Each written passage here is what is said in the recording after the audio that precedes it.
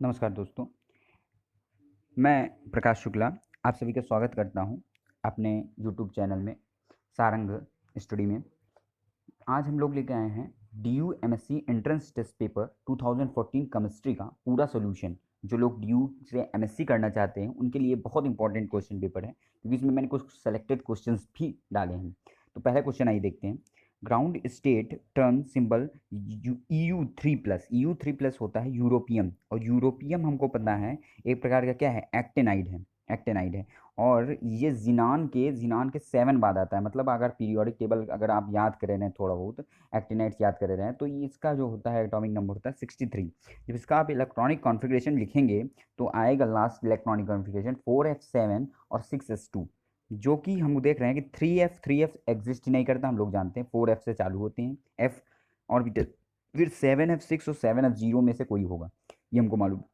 देखो 4f7 के बाद उसमें बढ़ 4f6 हमने बता दिया कि 4f6 के बाद उसमें बढ़ ही नहीं रहा, तो इसका मतलब कि 7f0 होगा, मतलब सेवन्थ ऑर्बिटल f का 0 होगा। यही हो गई उसकी ग्राउंड स्टेट की, ठीक। फिर उसके बाद सेकेंड आता है which of the following compound would be drawn most strongly into the magnetic field. कौन सा ऐसा कंपाउंड है जो सबसे ज़्यादा स्ट्रांगली मैग्नेटिक फील्ड में ड्रॉ किया गया है? FeCl2। FeCl2 क्यों?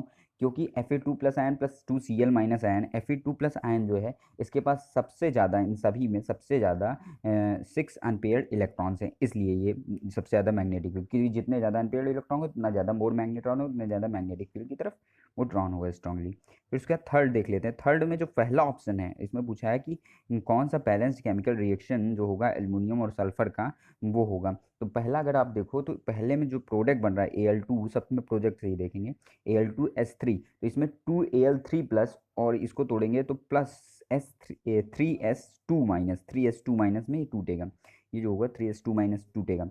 तो इससे क्या होगा कि जो आपका होगा ये जो होगा मोस्ट स्टेबल ऑक्सीडेशन स्टेट है। और सब में क्या है, इसमें +2 है Al की, और S की जो है कितनी, -3 है, जो -3s की एग्जिस्ट ही नहीं करती सही से। और उसके बाद फिर इसमें +1 -1 है, इसमें +2 -1 है, तो इसमें जो है सब में नहीं एग्जिस्ट करेगी सही से, इसलिए ये फर्स्ट ऑप्शन ही इसमें बेटर है। फिर उसके बाद फोर्थ क्या है, when 2 ionic compounds are dissolve in water. जब 2 आयनिक कंपाउंड डिजॉल्व करते हैं वाटर में तो डबल डिस्प्लेसमेंट रिएक्शन होती है। हम देखते हैं जब डबल डिस्प्लेसमेंट रिएक्शन हो रही है तो occur if two of the ions form an insoluble ionic compound.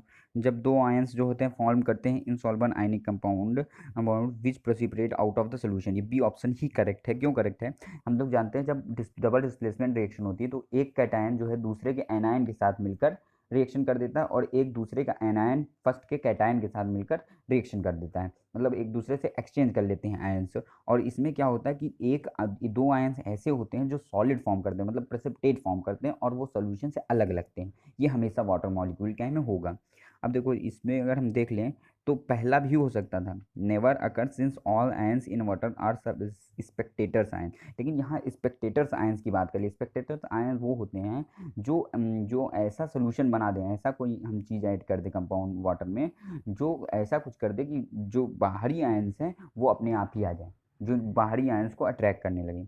Fifth क्या है, H2O H2S में कौन ज़्यादा स्ट्रॉन्ग एसिड है? कौन ज़्यादा स्ट्रॉन्ग एसिड है? तो इसमें आप समझो कि H2O H2S में कौन ज़्यादा स्ट्रॉन्ग एसिड है। तो हम लोग जानते हैं हाइड्राइड के केस में जब हम ऊपर से नीचे पीरियोडिक टेबल में आएंगे, नॉन मेटल्स में जब ऊपर से नीचे आएंगे पीरियोडिक टेबल में, तो एसिडिक कैरेक्टर बढ़ता है। एसिडिक कैरेक्टर क्या होता है? बढ़ता है। इसीलिए पहला ये केस हो गया कि H2S का, इसीलिए स्ट्रॉन्ग एसिड होगा H2O से।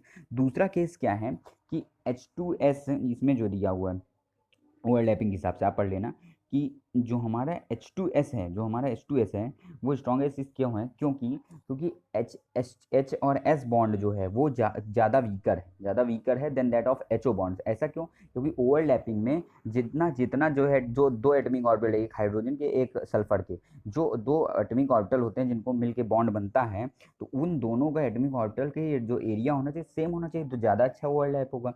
और इसमें जो है लगभग जो है हाइड्रोजन और ऑक्सीजन के में तो कम अंतर है, लेकिन हाइड्रोजन और सल्फर के एरिया में, ओवरलैपिंग एरिया में बहुत बड़ा अंतर है, मतलब एटमिक ऑर्बिटल में के एरिया में बहुत बड़ा अंतर है। इसलिए ओवरलैपिंग HS की बहुत वीक होती है, इसलिए वो जल्दी से H+ आयन दे देता है। वो वीकर होता है इसलिए H+ आयन जल्दी से दे देता है। फिर common features among the C N C O और एन ओ में कॉमन फीचर अगर आप देखोगे तो इन तीनों का बॉन्ड ऑर्डर 3 है।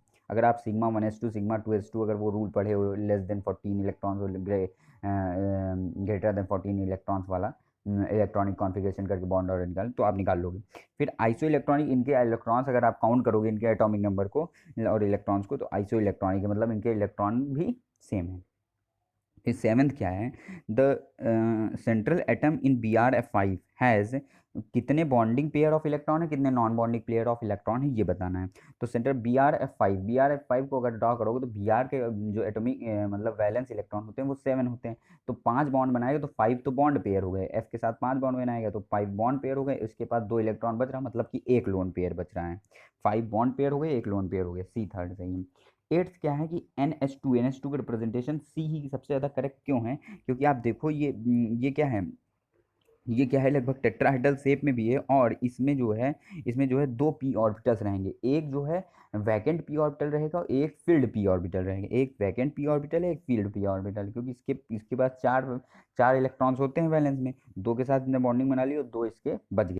देखो ये क्वेश्चन फंसाने वाला है और बहुत बढ़िया है, कह रहा है कि 18 इलेक्ट्रॉन्स इनर सेल्स में है, मतलब कोई कितने भी अंदर सेल हो सकती है वहाँ तक 18 इलेक्ट्रॉन्स हैं, लेकिन आउटर मोस्ट सेल में 3 इलेक्ट्रॉन्स हैं। यहाँ पर अगर हमको चूज़ करना है, कुछ बच्चे क्या करेंगे 18 में 3 ऐड करके डी ब्लॉक लगा के चले आएंगे, ठीक डी ब्लॉक, लेकिन ऐसा नहीं होगा, यहाँ पे होगा क्योंकि क्योंकि 3 है, थ्री इलेक्ट्रॉन्स है, 3 इलेक्ट्रॉन्स आउटर मोस्ट सेल में है तो +3, मतलब इसकी भी होगी, मतलब +3 ही देगा ये, +3 है तो 3 आउटर मोस्ट में तो 3 इलेक्ट्रॉन देगा, तो +3 किस में आती है, पी ब्लॉक में आती है, तो हो गया खत्म। ठीक। 10th what is the geometrical AuCl4 का माइनस कॉम्प्लेक्स का स्क्वायर प्लानर होगा। स्क्वायर प्लानर क्या होगा, क्योंकि इसका होगा हाइब्रिडाइजेशन sp2d हाइब्रिडाइजेशन होगा इसलिए इसका स्क्वायर प्लानर होगा। फिर 11th द कॉम्प्लेक्स CrEn का होल ट्वाइस Cl Br और यार ये जैसे कि देखने से ही पता चला कि आइसोमेराइजेशन आइसोमेरिज्म है, आइसोमेरिज्म है, ये देखने से ही पता चल रहा है, जिसने पढ़ा है वो हो जाएगा उसका। फिर उसके बाद 12th the correct formula of the compound whose hexamine amine मतलब कि NH3 का 6 हो जाएगा, NH3 6 होगा। फिर क्रोमियम थर्ड किस में आ रहा है ये देख लो, आपका नाइट्रेट का क्या होता है 3 माइनस, तो ये 3+ हो जाएगा यहाँ पे। सी ऑप्शन अगर हम देखें तो CrNH3 का होल 6 3+ हो जाएगा ऊपर, अगर इसको हटा दें क्योंकि NO3 माइनस होता है तो ये 3+ हो जाएगा, 3+ ये हो जाएगा, तो ये क्या क्या होता है NH3 का 0 होता है, 0 तक, तो Cr क्या हो जाएगा 3+ हो जाएगा, इसलिए 3 भी हो गया जैसे कि क्वेश्चन में दिया हुआ है, हेक्साक्रोमियम 3 नाइट्रेट इज थर्ड हो जाएगा। द एक्सपेक्टेड स्पिन 13 क्वेश्चन देखते हैं। The expected spin only magnetic movement दिया हुआ है, FeCN का होल 6 माइनस वो मिसप्रिंट है, F6 का 3- दिया हुआ है, देखो दोनों दिए हुए हैं।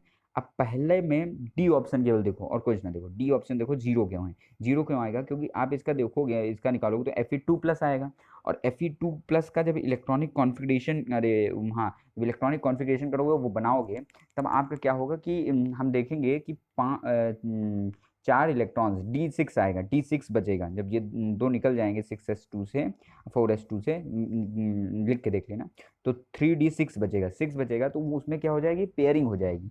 पेयरिंग क्यों हो जाएगी, क्योंकि ये स्ट्रॉन्ग फील्ड लिगेंड है, CN क्या है कि स्ट्रॉन्ग फील्ड लिगेंड है, इसलिए पेयरिंग हो जाएगी, इसलिए उसमें कोई अनपेयर्ड इलेक्ट्रॉन नहीं बचेगा, इसलिए इसका 0 होगा, मतलब मैग्नेटिक मूवमेंट इसका 0 होगा। लेकिन FeF6 F जो है वो वीक फील्ड लिगेंड है, तो इसमें क्या होगी पेयरिंग नहीं होगी, इसमें 3+ रहेगा तो उसमें D5 बचेंगे, 5 की उससे ये निकल आएगा।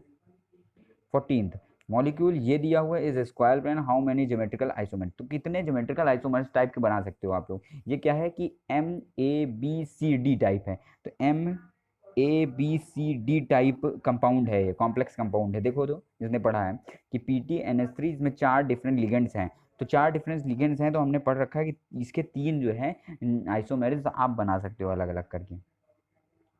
15 क्या है which statement about octahedral complex ion is correct, तो ये थोड़ा टिपिकल क्वेश्चन है, थोड़ा टिपिकल, जिसने बहुत गहराई से पढ़ा है उसी समझ में आएगा। जैसे ए जो है AC3 एक कोई कंपाउंड है AC3 एक्सिस AC3 एक तरफ A और तीन तरफ C जो कि है DXY, ए जो है एक वो है वो जो 3 एक्सिस साथ बना रहा है, वो क्या है DXY DXZ DYZ है, ठीक ऑर्बिटल्स है। इनडिस्टिंग्विशेबल हैं, इनडिस्टिंग्विशेबल और डीजेनरेट होंगे। D X Y, D Y Z और डी जेड एक्स हमको पता है कि ये सब किस में रखे जाते हैं, एक प्लेन में रखे जाते हैं। ये तो कोई यूनिवर्सल ट्रूथ भी है, यहीं से आप पता कर लो कि टू टी जी और ई जी जब टूटता है, जब डीजेनरेट ऑर्बिटल टी टू जी और ई जी में टूटते हैं, तो टी टू जी में तीन रहते हैं, D X Y, D Y Z और डी जेड एक्स। और टी टू जी की एनर्जी क्या होती है, सेम होती है। D X Y, D Y Z और डी जेड एक्स की एनर्जी सेम होती है, इसलिए फर्स्ट ऑप्शन इसमें करेक्ट है। 16th, which equation best represent the first ionization energy और मैग्नीशियम। देखो कोई भी होता है आयनाइज कब होता है, सबसे पहले वो सॉलिड फॉर्म से गैसियस फॉर्म में। आप डिफिनेशन भी पढ़े होंगे कि removal of electron from the gaseous state of atom. Atom की ये आयनाइजेशन की डिफिनेशन ही होती है एनर्जी निकालने की। तो फर्स्ट आयनाइजेशन एनर्जी पहले वो gas, C option is correct, first वो गैसियस फॉर्म में जाएगा तब इलेक्ट्रॉन निकालेगा। 17 क्या है, which pair of species describe the correct increasing order of property given. तो ये जब जो पहला ऑप्शन आप देखो covalent character H I O H B R जो हो गया, देखो देखो फ्लोरीन क्लोरीन ब्रोमीन आयोडीन, तो ये एच आई का क्या हो जाएगा, एच आई क्या होगा, कम होगा covalent character than that of H B R. क्योंकि हम लोग पोलराइजिंग पावर से जानते हैं कि आई निगेटिव जिसका बिग साइज होगा एनायन का, उसकी जो होगा पोलराइजिंग पावर कम होगी, कोवेलेंट कैरेक्टर कम हो जाएगा। आयनिक रेडियस हम लोग जानते हैं इसमें Mg2+ की कम होगी, Mg2+ की कम होगी, और इस बार 2 इलेक्ट्रॉन आउटर मोस्ट सेल से निकल गए तो उसका एक सेल ही कम हो गया, number of cell. Melting point लेंटिंग पॉइंट I2 और Br2 फिर वही बात हो गई कि ऊपर से नीचे आने पे मेल्टिंग पॉइंट, तो ये भी नहीं होगा। थर्ड जो है आयनाइजेशन पोटेंशियल, मतलब आयनाइजेशन एनर्जी हम लोग जानते हैं ऊपर से नीचे आने पे, उससे टीपो। अगर पीरियड में देखो तो ऊपर आयनाइजेशन, फर्स्ट आयनाइजेशन पोटेंशियल जो है ओ और एस की, ये थोड़ा एक्सेप्शन केस है, ओ एस की जो है क्या होगी, इंक्रीजिंग ऑर्डर में होगी, ठीक। फिर उसके बाद 18 देखो 60 Ni 2s लिखा है, ये 2s नहीं है, सॉरी गलत लिख गया है, 28 है। 60 Ni 28 plus alpha give 63 Zn30 plus Y. तो एक्स और वाई की जगह क्या होगा इन्होंने पूछा है। तो आप जानते हो अल्फा जो मतलब होता है हीलियम, अल्फा का मतलब होता है हीलियम, हीलियम का मतलब कि 60, हीलियम का मतलब होता है कि 4 जो होगा मास होगा और 2 जो होगा एटॉमिक नंबर होगा, 2 इलेक्ट्रॉन और 4 मास होगा, इसका मतलब हुआ। तो 60 में अगर हम 4 यहाँ पे अल्फा जोड़ देंगे तो मतलब कि 2He और 4 जोड़ देंगे, तो ये 64 और ये 2 जोड़ देंगे, 64 जो भी कंपाउंड है 64 और ये 30 आ जाएगा, मतलब 64 Zn30 आ जाएगा। यहाँ आ जाएगा 64 Zn30 आ जाएगा, 64 Zn30 आएगा सबसे पहले। लेकिन जब हम देख रहे हैं कि वाई, जब हम अगर एक 63 Zn30 कब आएगा, जब हम एक न्यूट्रॉन का मतलब होता है कि 1n0 मतलब कि केवल एक मास हटे, एक मास, एटॉमिक नंबर नहीं हटेगा। जब एक न्यूट्रॉन हम उससे निकालेंगे तो एक केवल क्या होगा, मास हटेगा। तो 64 से 63 मास हो जाएगा, Zn30 हो जाएगा, ठीक, Zn30 हो जाएगा। तो वाई की जगह एक न्यूट्रॉन रहेगा, वाई की जगह क्या रहेगा, एक न्यूट्रॉन रहेगा, और ये क्या रहेगा, अल्फा की जगह 63 Zn30 रहेगा, 63 Zn30 हो जाएगा।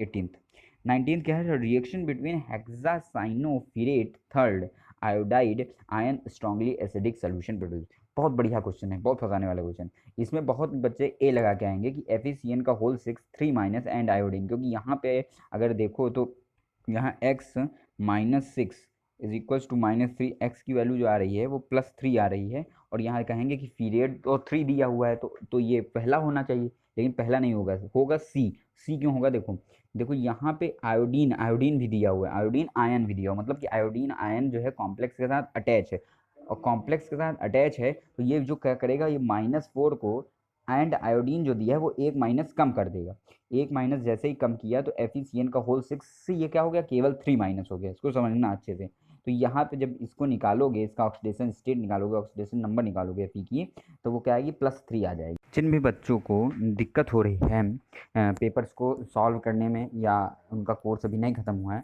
तो उनके लिए एक बेस्ट आइडिया है, बेस्ट ट्रिक है।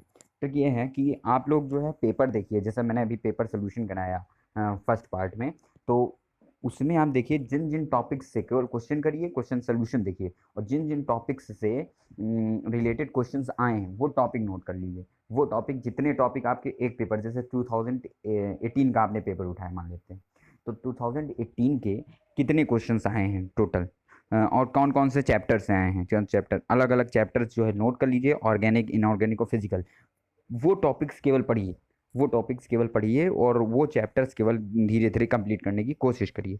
बस इतने में ही आपका जो होगा वो दिल्ली यूनिवर्सिटी का आराम से निकल जाएगा, या सेंट्रल यूनिवर्सिटी कोई भी हो, कोई भी सेंट्रल यूनिवर्सिटी हो, उसका आपका एमएससी केमिस्ट्री का, केमिस्ट्री के लिए बेसिकली मैं ये बता रहा हूँ, वो आपका आराम से निकल जाएगा। और अगर आप पहली बार इस यूट्यूब चैनल पर आए हो तो प्लीज़ सब्सक्राइब अवर चैनल। ये कॉम्पिटिटिव एग्ज़ाम्स के लिए और साइंस स्ट्रीम के बच्चों के लिए बहुत हेल्पफुल चैनल है। Please subscribe.